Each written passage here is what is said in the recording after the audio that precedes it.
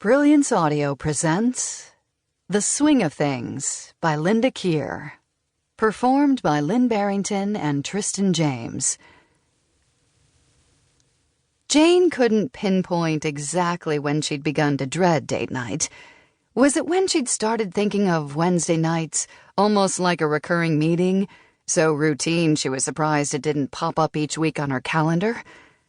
Somewhere along the way, her eagerness to get home to Eric had been replaced by the need to get through the emails constantly spawning in her inbox. Or staying late to return calls, telling herself that otherwise she might lose sleep mulling over a conversation that really could have waited. She could have said no tonight when her boss asked her to draft a memorandum for an upcoming client meeting because he was taking his wife to the theater. His wife, to whom he'd been blissfully married for almost 30 years, maybe because he always came home on time on date night. Jane told herself that she wasn't prioritizing her boss's marital happiness over her own, that the most important thing for her small family was the financial peace of mind that resulted from knowing her place at the firm was secure.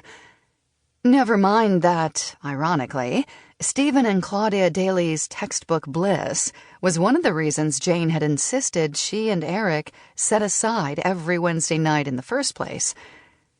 Given the rigors of their schedules, hers anyway, and the demands of raising Sophie, devoting one night a week to their marriage was crucial to long-term happiness.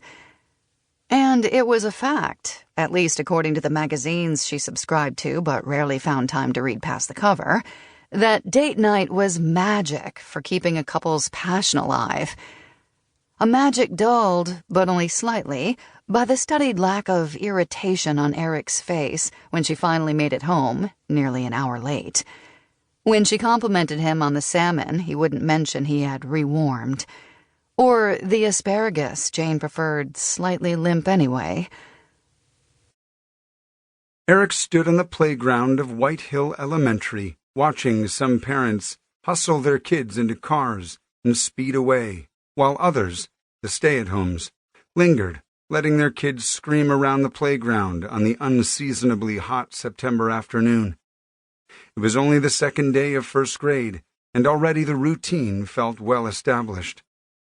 He looked for Sophie among the screeching, scampering kids, remembering how, when she had been a toddler, he often suffered moments of non-recognition, of mistaking another girl for his, or wondering whether this beautiful girl was really his daughter, and always felt guilty, because Jane claimed to know their daughter's cry instantly, even in a nursery of wailing babies. He didn't have that problem now. He spotted her on the other side of the jungle gym, pushing her sandy brown hair out of her eyes. Sophie took playing as seriously as she did everything else, and she methodically worked her way around each piece of playground equipment as if checking it off a list. She climbed the stairs and went down the slide. She climbed the stairs again and slid down a pole. She went down another slide.